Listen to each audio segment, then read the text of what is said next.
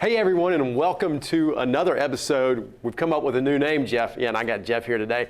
Tactical Tips, right? I appreciate you letting me be involved in this. Well, this is fun. I'm glad you're here, buddy. It's a new place. We are out at Lease Here, Pay Here Summit in beautiful San Diego.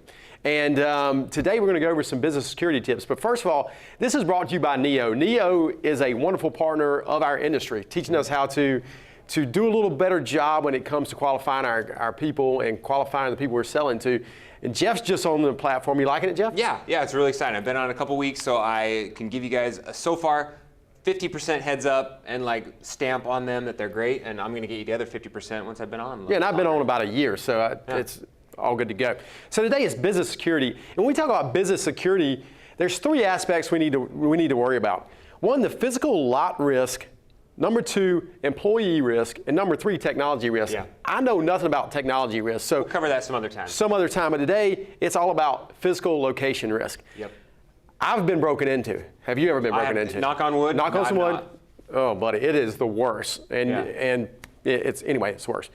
5 tips to secure. Number one, have security policies in place for during the day hours and also when you close up. Do you have those in place yet? Yes, so we talk about the manual that you should have, right? We talk about your policy and procedure manual. You're either keeping it in a doc, a Google Doc, maybe you're using something like Trainual like I use, but you need to physically write these things down. A to Z, step 1, step 2, step 3. It's got to be documented because you've got to share it with your staff. Because if they don't know what to do, they'll do anything. You told them once upon a time, you said something that don't leave this open or don't leave that there, but if it's not written down and reviewed, it all goes out the window. And some of those policies should be like, hey, if you reach a certain amount of cash, somebody needs to go to the bank and designate who goes to the bank, which bank they go to. Mix it up every once in a while. When you're closing at night, make sure you lock this door. Make sure at times you do certain things in your office so you don't have to worry about it, right? Yeah. And what are some of those things, Luke, you would put in your manual to limit your exposure, right? Because that's what you're talking about. Yeah.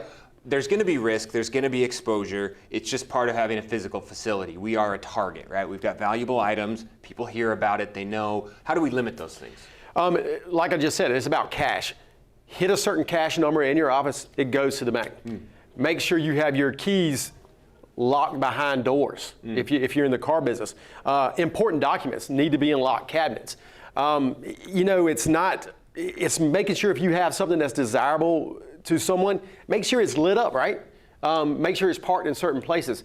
You just want to make sure you're limiting that exposure because you are a target. Yeah. So it's all your level of effort, right? Yeah. I could take my keys home every single night. I could take my titles home every single night. You've chosen not to. You put them behind a couple different locks and you feel like for your community, in your neighborhood where you're at and your level of risk, that's acceptable. Yeah, and we spent tens of thousands of dollars to secure our building and stuff like that. Yeah. You know, the next thing you need to worry about also is eliminating the obvious.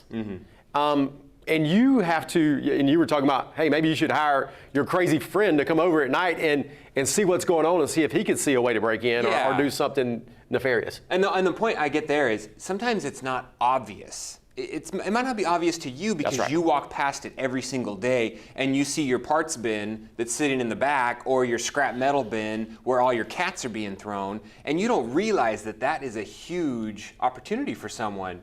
And you just pass it like it's nothing. So the thing I joke about is, get your crazy friend, your crazy neighbor, or your high school buddy to come by one night and see if he can steal something of value from you.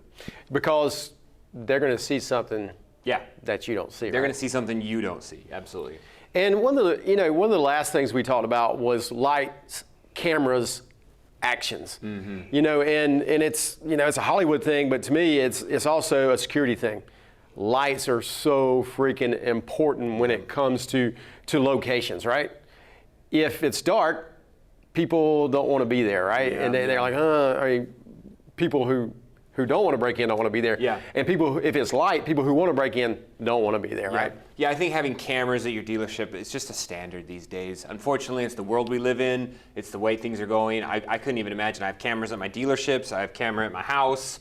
I got cameras everywhere. It's just the way it is. And they might not stop crime. It might not solve a crime, but it could deter some of it. And also, they have cameras now that can recognize motion and triggering action. Yeah. And that was the other thing I was talking about there as well.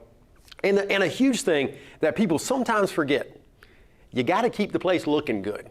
Because if it looks bad, it's more chances it's going to be vandalized or something like that. So broken windows theories, if you've never heard of that, go look it up. It'll explain that whole situation. Absolutely. Everyone knows as a kid, when you see that place that's run down and abandoned and beat up, You're going to throw a rock at I'm the going to window. go to beat it up even more. Yeah. That's right. So if you've got stuff laying around and you've got just kind of an unkept car lot, it looks like an opportunity for people. Yep. So don't be the victim here. A little bit, an ounce of what do they call it? Prevention. Prevention eliminates all this problem. Yep. All right. See you next time.